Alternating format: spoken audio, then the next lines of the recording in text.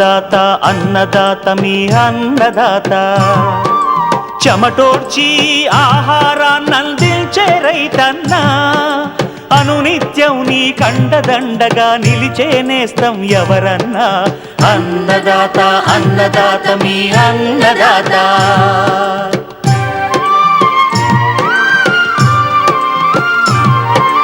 నూతన రీతుల సాగుబడికి నూరింతలు పెరిగే దిగుబడికి సూచనలిచ్చే సస్య రక్షణకు పశు పోషణకి శాస్త్ర విజ్ఞానం అందించి ముందుకు నడిపే తెలుగు రైతు భారతదేశానికి మకుటం అయ్యేలా తీర్చిదిద్దే ఆశయంతో మిమ్ము మేలు కొలిపేది అన్నదాత అన్నదాత అన్నదాత మీ అన్నదాత అన్నదాత అన్నదాత మీ అన్నదాత.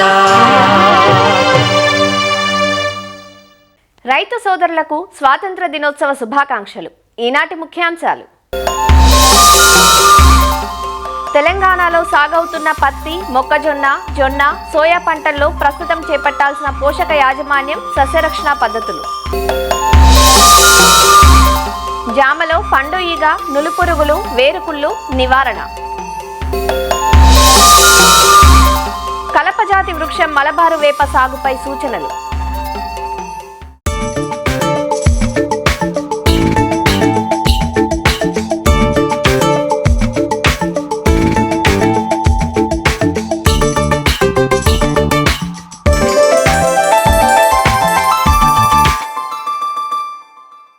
ఎల్నినో ప్రభావంతో ఖరీఫ్ సాగు ఆలస్యమైంది. దీంతో ఎక్కడా పంటలు పూర్తి స్థాయిలో విత్తుకు నోచుకోలేదు. ప్రధానంగా తెలంగాణలో అధిక శాతం వర్షాధారంగా సాగయ్యే పంటలు పత్తి, మొక్కజొన్న, జొన్న, సోయా. గత వారం 10 రోజులుగా అడపాదడపా కురుస్తున్న వర్షాలు ఇప్పటికే విత్తిన పైర్లకు ప్రాణం పోశాయి.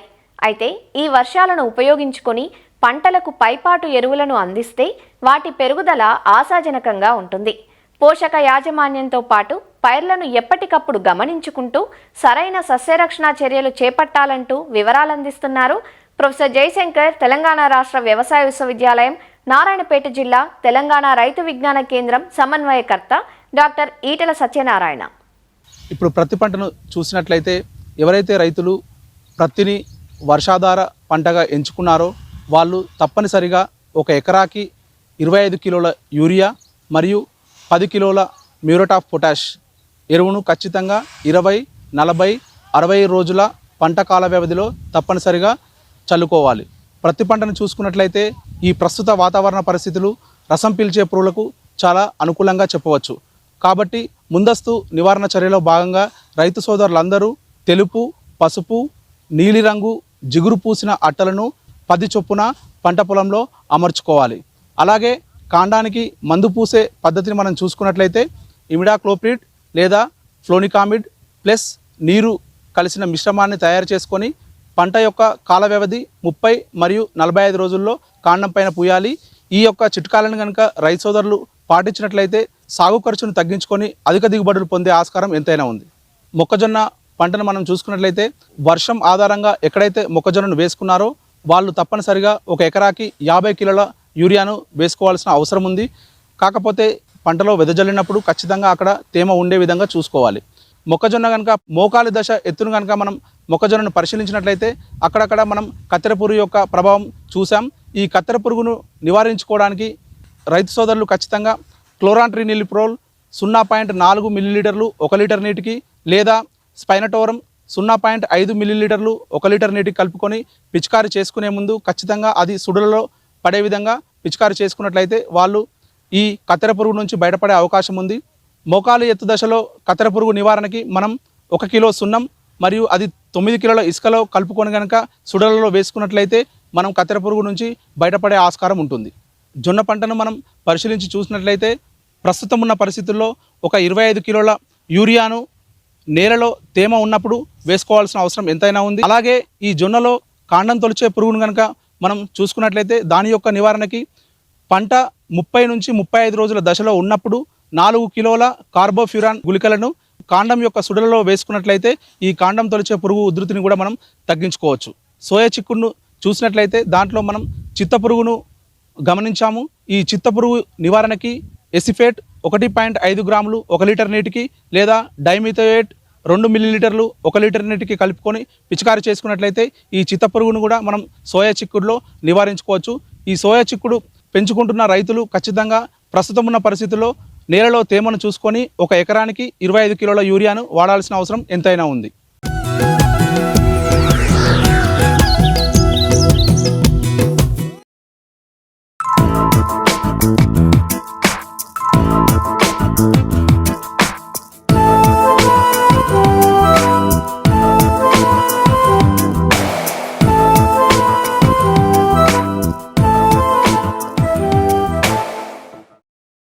మేడి పండు చూడ మేలిమై ఉండును, పొట్ట విప్పి చూడ పురుగులుండు అన్న చందంగా మారింది నేటి జామకాయ పరిస్థితి.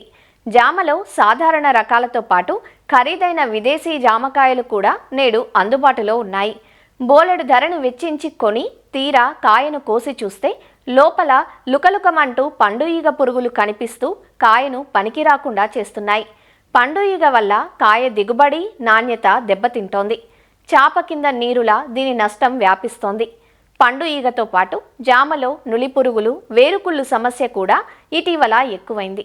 జామలో కనిపిస్తున్న ఈ చీడపీడల నివారణ గురించి సూచనలిస్తున్నారు సంగారెడ్డి జిల్లా జహీరాబాద్ కృషి విజ్ఞాన కేంద్రం శాస్త్రవేత్త స్నేహలత.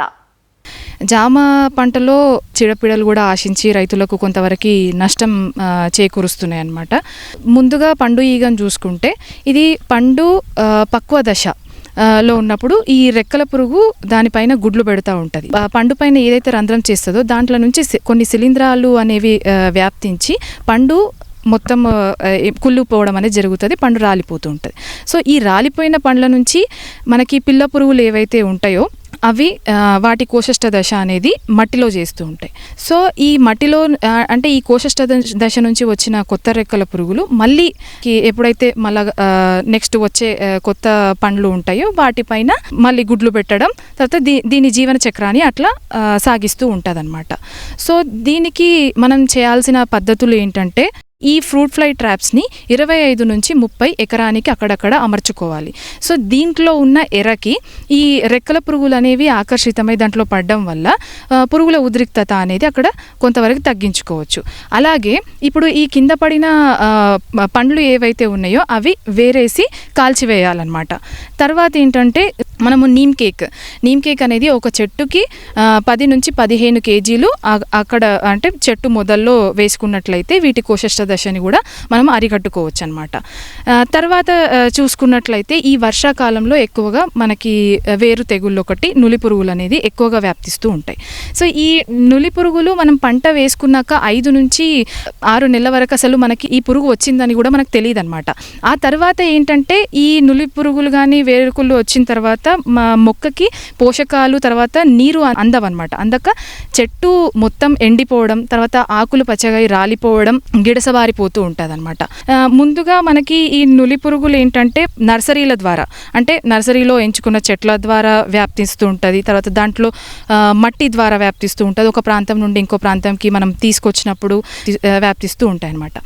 సో దీనికి మనము ఎట్లా అంటే పంట వేసుకోవాలి అని అనుకున్నప్పుడు 3 నుంచి 4 సంవత్సరాల ముందే దీంట్లో పచ్చి రొట్టె పైర్లు వేసుకొని భూమిలో దున్నివేయాలి. సో అప్పుడు ఏంటంటే దాంట్లో ఉన్న పోషకాలన్నీ కూడా భూమికి మంచిగా యాడ్ అయ్యి తర్వాత పంటకి మంచిగా అందిస్తూ ఉంటాయి అన్నమాట. ఆ తర్వాత బంతి సాగు, వెల్లుల్లి, ఉల్లి సాగు ఇవి చేయడం వల్ల నులి పురుగుల ఉద్రిక్తత అనేది తగ్గిపోతూ ఉంటుంది. 4 సంవత్సరాల తర్వాత మనం జామ సాగు చేయాలనుకున్నప్పుడు మనం మొక్క ఎంచుకోవడం అనేది జాగ్రత్తగా చేసుకోవాలి. ఈ టెస్ట్ ఎలా చేస్తామనంటే మనము అంటే నర్సరీలో మొక్కలని వాటికి ఉన్న మట్టిని దులిపేసి నీళ్ళల్లో వీటి వేర్లని కడిగేసేసి చూడాలి. దాంట్లో గనక బుడిపలు కనబడకపోతే, వేరు కుళ్ళు అనేది లేకపోతే, అంటే వేర్లు అనేవి నల్లగా కనబడకపోతే అలాంటి మొక్కల్ని అంటే మంచి హెల్దీగా ఉన్న మొక్కల్ని మనం చూస్ చేసుకోవాలి. నాటే ముందు ఎలాగో రైతు ఎరువులు వాడుతూ ఉంటారు. అంటే ఎరువులు ఎలా అంటే మనం 1 టన్ను పశువుల ఎరువు తీసుకొని దాంట్లో 4 కేజీల పెసిలోమైసిస్ అనమాట. ఇదేంటంటే మనకి నులి పురుగుని అరికట్టే బయోనిమాటిసైడ్ అని అంటాం. దాంట్లోనే 4 kg ట్రైకోడర్మా. ఇది ఏంటంటే మనకి ఈ వేరుకుళ్ళు వ్యాప్తి చేసే ఏదైతే శిలీంధ్రం ఉంటుందో దాన్ని అరికడుతుంది అనమాట. ఇది బయోఫంగిసైడ్ అని అంటాం. దీంట్లోనే 4 kg సూడోమోనాస్. ఇది మనకి ప్లాంట్ గ్రోత్ ప్రమోటింగ్ బ్యాక్టీరియా అని అంటాం. ఎందుకంటే మొక్క ఎదుగుదల తర్వాత దిగుబడులు కూడా మనకు మంచిగా రావాలి కాబట్టి మిక్స్ చేసేసుకొని 20 రోజుల పాటు పెట్టేయాలి. 20 రోజుల తర్వాత మనకి బూడిదలాగా తెల్ల బూడిదలాగా ఏర్పడుతూ ఉంటుంది ఆ ఎరువు పైన. సో ఇదంతా మిక్స్ చేసేసుకొని నాటేటప్పుడు ఈ చెట్టు చుట్టూ ఒక 10 kg వేసుకున్నట్లయితే మనము 4 నుంచి 5 నెలల వరకు ఈ నులి పురుగులను కావచ్చు తర్వాత వేరుకులను కావచ్చు ఉద్రిక్తత తగ్గించుకోవచ్చు అనమాట. నాటిన తర్వాత మనకి మొక్క ఎండుకుపోవడం అనేది అలా కూడా ఏమన్నా అబ్జర్వ్ చేస్తే ఆ ఎండిపోయిన మొక్కని తీసేసి దూరంగా పడేయడం ఆర్ కాల్చివేయడం అనేది చెయ్యాలి. ఆ తర్వాత ఏంటంటే అక్కడ ఒక కేజీ ట్రైకోడర్మాని తీసుకొని అది ఒక 50 లీటర్ నీటిలో కలిపేసి ఆ తీసివేసిన చెట్టు దగ్గర గుంతల్లో డ్రెంచింగ్ లాగా చేయాలన్నమాట. ఇలా చేస్తూ రైతులు మంచి పద్ధతులు పాటిస్తూ ముందు నుండే మంచి దిగుబడులు సాధిస్తారని కోరుకుంటున్నాను.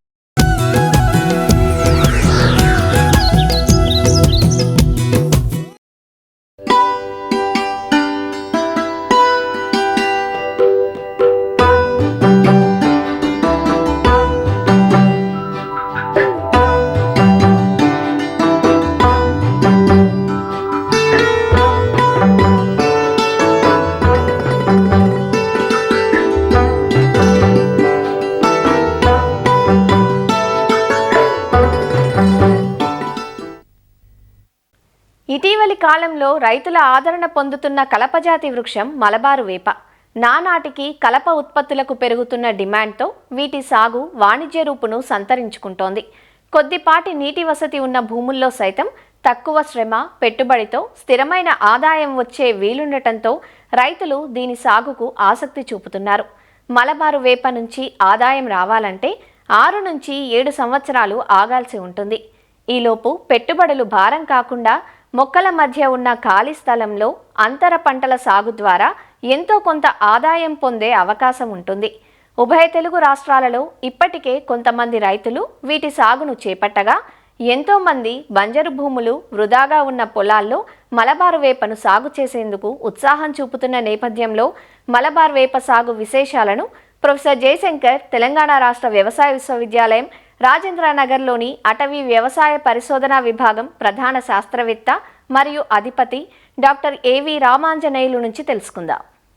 మలబారు నీమ్ ఈ చెట్లను మలబారు వేప, అదేవిధంగా గోరా వేప, మహావేప అని కూడా పిలుస్తారు. ఈ చెట్లు మిలియేసియే అనే కుటుంబానికి సంబంధించినవి. ఈ మలబారు వేప అనేది భారతదేశం మొత్తము చాలా త్వరితగతిన వ్యాపించింది. ఎందుకంటే టేకు 20 నుంచి 30 సంవత్సరాలకు మనకు కోతకొస్తే ఈ మలబార్ వేప అనేది కేవలం 7 సంవత్సరాల్లోనే కోతకొస్తుంది. సాగు చేయడం ప్రారంభించినప్పటి నుంచి 2-3 సంవత్సరాలకు గనక కోతకొస్తే అగ్గిపుల్లల తయారీలో వాడుకోవచ్చు. అదేవిధంగా 3 నుంచి 4 సంవత్సరాలు గనక కోత కోసినట్లయితే గుజ్జును తయారు చేసి కాగితం మరియు రేయన్ పరిశ్రమల్లో వాడుకోవచ్చు. 7 సంవత్సరాలు గనక కోత కోసినట్లయితే మనము ప్లైవుడ్ పరిశ్రమల్లో విరివిగా వాడుకోవచ్చు. మలబారు వేప ఆకులు అప్పుడప్పుడు రాలిపోతూ భూమి మీద పడతాయి కాబట్టి తద్వారా మనకు భూమి యొక్క సారం అనేది పెరుగుతుంది. అయితే దీని సాగు విధానం కనుక చూసుకున్నట్లయితే ఈ మలబారు వేప చెట్లను మనము అన్ని రకాల నేలల్లో సాగు చేయవచ్చు. అయితే మురుగు నీరు నిల్వని నేలలు అయితే చాలా శ్రేష్టంగా ఉంటాయి. అదేవిధంగా వాతావరణ విషయానికి కనుక వచ్చినట్లయితే ఉష్ణమండల ఉప ఉష్ణమండల ప్రాంతాల్లో ఇది బాగా పెరగడానికి ఆస్కారం ఉంది. దీనికి సంబంధించి కొన్ని రకాలు లేక క్లోన్లు అంటాము. MTP-1, MTP-2 అనే 2 రకాల క్లోన్లను వాళ్ళు విడుదల చేయడం జరిగింది. ఈ 2 రకాలు కూడా మనకు ఈ యొక్క అటవీ పరిశోధన విభాగం మన రాజేంద్రనగర్లో ఉన్నాయి. ఇప్పుడు ఉదాహరణకు ఇక్కడ కనుక చూసినట్లయితే ఇది MTP-1 అంటాము. కొద్దిగా దూరంలో అటువైపు ఉన్నది MTP-2 అనే క్లోను. ఈ 2 రకాలు కూడా మనం పరిశోధనలో నిర్వహించడం జరుగుతుంది. ఈ 2 రకాలు కూడా చాలా మంచి కలప దిగుబడిని ఇచ్చే 2 రకాల క్లోన్లు. ఈ యొక్క మలబార్ వేపను ప్రత్యక్షంగా విత్తనం ద్వారా కూడా సాగు చేయవచ్చు, లేదా 1 లేక 1.5 అడుగు ఎత్తు ఉన్న మొక్కల నుంచి కూడా మనం సాగు చేసుకోవచ్చు. అయితే విత్తనం ద్వారా సాగు చేయాలంటే రైతులు కేవలం దీని యొక్క మొలక రావడానికే 90 రోజులు వేచి చూడాల్సి వస్తుంది. కాబట్టి ఇదంతా రైతులకు కొద్దిగా ఇబ్బందికరమైన విషయం. కాబట్టి 1 అడుగు నుంచి 1.5 అడుగు ఎత్తు ఉన్న మొక్కలను తీసుకొని వచ్చి మనము నాటుకుంటే మంచిది. అయితే నాటుకోవడానికి ముందుగా అంటే ఒక 2 వారాల ముందుగా మన పొలంలో గుంతలను తీసుకోవాలి. ఈ గుంతలను 1.5 అడుగు పొడవు, 1.5 అడుగు వెడల్పు, 1.5 అడుగు లోతు ఉండే విధంగా గుంతలను తయారు చేసుకోవాలి. 1 లేక 2 వారాల పాటు దాన్ని అదే విధంగా ఉంచిన తర్వాత మనము ఆ ప్రతి గుంతలో కూడా 5 కిలోల పశువుల ఎరువు, 5 కిలోల వర్మీ కంపోస్ట్ అంటే వానపాముల ఎరువు, అదేవిధంగా ఒక 200 గ్రామ్స్ అంటే 200 గ్రాముల వరకు ఫాలిడాల్ కానీ క్లోరోపైరిఫాస్ పొడి మందు కానీ మనం చల్లుకోవాలి. దాంతోపాటుగా కొన్ని రకాల పురుగుల సమస్య నుంచి అధిగమించాలంటే కొద్ది వరకు ఒక 100 గ్రాముల వరకు వేప పిండి కూడా వేసుకుంటే మంచిది. అయితే ఈ గుంతలను తీసేటప్పుడు పొలంలో వరుసల మధ్య 5 మీటర్లు లేక మొక్కల మధ్య కూడా 5 మీటర్లు ఉండే విధంగా చూసుకుంటే మంచిది. కానీ కొన్ని ప్రాంతాల్లో 3 మీటర్లు లేక 4 మీటర్ల నిడివిలో కూడా మలబార్ వేపను మనం పెంచుకోవడానికి అవకాశం ఉంది. వరుసల మధ్య మరియు చెట్ల మధ్యలో 5 మీటర్ల కనుక దూరం ఉంచినట్లయితే కొన్ని రకాల అంతర పంటలు వేసుకోవడానికి కూడా అవకాశం ఉంటుంది. 2 లేక 3 సంవత్సరాల పాటు క్షేత్రస్థాయి పంటలైనటువంటి ఎక్కువ ఎత్తు పెరగని పంటలు కనుక వేసుకుంటే మంచిది. మరి వీటిలో ముఖ్యంగా ఏంటంటే వేరుశెనగ, అదేవిధంగా మనకు మిరప, దాంతోపాటుగా టమాటా, అదేవిధంగా పెసర, మినుము ఇలాంటి తర్వాత బొబ్బర్లు ఇలాంటి పంటలు కనుక వేసుకుంటే మనకు భూమి సారవంతం కాపాడడంతో పాటుగా ఈ అంతర పంటల నుండి కూడా రైతుకు ఆదాయం వచ్చే అవకాశం ఉంది. 3 నుంచి 4 సంవత్సరాల తర్వాత అంతర పంటలు వేయడానికి కొద్ది కష్టతరంగా ఉంటుంది. అలాంటి సందర్భంలో పశువులు ఉన్న రైతులు గనక ఈ అంతర పంటలుగా పశుగ్రాస పంటలు వేసుకుంటే మలబారు వేప నుండి వచ్చే నీడను తట్టుకొని కూడా ఆ పశుగ్రాస పంటలు పెరగడానికి ఆస్కారం ఉంది. ఆ విధంగా మలబారు వేప కోసేంత వరకు కూడా అంతర పంటలను వేసుకొని అదనపు ఆదాయం పొందడానికి అవకాశం ఉంది. అయితే మా అటవీ వ్యవసాయ శాస్త్ర పరిశోధన విభాగంలో మేము 7 రకాల పశుగ్రాసాలను పెంచడం జరుగుతుంది. గిని గడ్డి, ఏపీబిఎన్ 1, అంజన్ గడ్డి, కో4, కో5, అదేవిధంగా మల్టీకట్ జొన్న అంటాము, అంటే బహువార్షిక జొన్న సాగు చేస్తున్నాము. అదేవిధంగా మార్వెల్ గడ్డి. ఈ 7 రకాలను మనము సిల్వీ ప్యాస్చర్ సిస్టంలో పరిశోధించినప్పుడు తెలిసింది ఏంటంటే 4 రకాల గడ్డి జాతులు బాగా మంచి దిగుబడిని ఇస్తున్నాయని తెలిసింది. అందులో ముఖ్యమైనవి ఏంటంటే కో4, కో5, దాంతోపాటుగా ఏపీబిఎన్ 1, దాంతోపాటుగా మనకు గిని గ్రాస్. ఈ యొక్క 4 రకాల గడ్డి జాతి మంచి దిగుబడిని ఇస్తున్నాయని పరిశోధన తేలింది. మార్వెల్ గ్రాస్ కానివ్వండి, అంజాన్ గడ్డి కానివ్వండి, అదేవిధంగా బహువార్షిక జొన్న కూడా ఈ 3 పంటలను వేసుకోవడానికి వీలు లేదని తెలియజేస్తున్నాము. ఈ నీటి యాజమాన్యంలో ఏంటంటే మలబారు వేపను మనము జూన్ జూలై మాసంలో నాటుతాం. నాటిన తర్వాత అవి బాగా ఏనుకునేంత వరకు మాత్రము రెగ్యులర్గా అంటే సాధారణంగా ప్రతి 2 రోజులకు ఒకసారి మనం నీరు పెట్టి వాటిని ఏనుకునే విధంగా చేసుకోవాలి. ఒక్కసారి ఏనుకున్న తర్వాత వర్షాధారంగా మనం ఈ పంటను సాగు చేసుకోవడానికి అవకాశం ఉంది. అయితే వర్షాధారంగా పండించినప్పుడు 20 నుంచి 30 రోజుల వరకు బెట్ట లాంటి పరిస్థితులు వచ్చినట్లయితే తప్పనిసరిగా 10 రోజులకు ఒకసారి మనము వీటికి నీరు ఇవ్వవలసి వస్తుంది. అయితే ఈ నీటిని మనము సాంప్రదాయ పద్ధతిలో ఇవ్వడం కానీ లేక బిందు సేద్య పద్ధతిలో ఇవ్వడం కానీ చేసుకోవాలి. ఇకపోతే ఎరువుల యాజమాన్య విషయానికి వస్తే ప్రతి సంవత్సరము 2 లేక 3 సార్లు మనం ఎరువులను అందించాల్సి వస్తుంది. రసాయనిక ఎరువులు కానివ్వండి లేక సేంద్రియ ఎరువులను కూడా ఇచ్చుకోవడానికి అవకాశం ఉంది. ఈ సేంద్రియ ఎరువుల విషయానికి వస్తే పశువుల ఎరువు కానివ్వండి, వానపాముల ఎరువును కానివ్వండి జూన్ జూలై మాసంలో ఒకసారి, సెప్టెంబర్ మాసంలో ఒకసారి ఇస్తే సరిపోతుంది. అయితే ప్రతి చెట్టుకు కూడా ఒక 5 కిలోల పశువుల ఎరువు కానివ్వండి, 5 కిలోల వానపాముల ఎరువుని ఇస్తే సరిపోతుంది. అదేవిధంగా మనకు రసాయనిక ఎరువుల విషయానికి వస్తే 100 గ్రాములు యూరియా, 100 గ్రాములు సింగిల్ సూపర్ ఫాస్ఫేటు, ఒక 30 నుంచి 40 గ్రాములు పొటాష్ లాంటి ఎరువులను మనం వీటికి ఇవ్వవలసి వస్తుంది. ఒకసారి జూన్ జూలై మాసంలో, అదేవిధంగా సెప్టెంబర్ అక్టోబర్ మాసంలో కూడా ఒకసారి ఇవ్వాల్సి వస్తుంది. తర్వాత వీటికి ఎటువంటి చీడపీడలు కూడా ఆశించడానికి ఆస్కారం లేదు. దాంతోపాటుగా ఈ చెట్టు అనేది చూడండి దాదాపుగా 12 నుంచి 13 మీటర్ల ఎత్తు పెరిగింది. అయితే ప్రతి సంవత్సరం కూడా 1 లేక 2 సార్లు వీటికి వచ్చే మధ్యలో వచ్చే శాఖలను మనము తీసివేయాల్సి వస్తుంది. ఎందుకంటే శాఖలను తీసేయకపోతే చెట్టు ఎక్కువ ఎత్తు పెరగదు. శాఖలను తీసేస్తే నిటారుగా ఎత్తుగా పెరుగుతుంది. అదేవిధంగా మనం అంతర పంటలు వేసుకున్నప్పుడు ఎక్కువ నీడ రాకుండా ఉంటుంది. తర్వాత ఈ యొక్క చెట్టు చుట్టుకొలత లేక కైవారం కనుక చూసుకున్నట్లయితే మార్కెట్లో మంచి ధర లభించాలంటే దాదాపుగా 90 నుంచి 100 సెంటీమీటర్లు చుట్టుకొలత ఉండాలి. అంటే మనం చెట్టు తీసివేసే టయానికి ఇప్పుడు దాదాపుగా 6 సంవత్సరాలు అయింది, మాకు 70 నుంచి 80 సెంటీమీటర్ల కైవారము చూడడం జరుగుతుంది.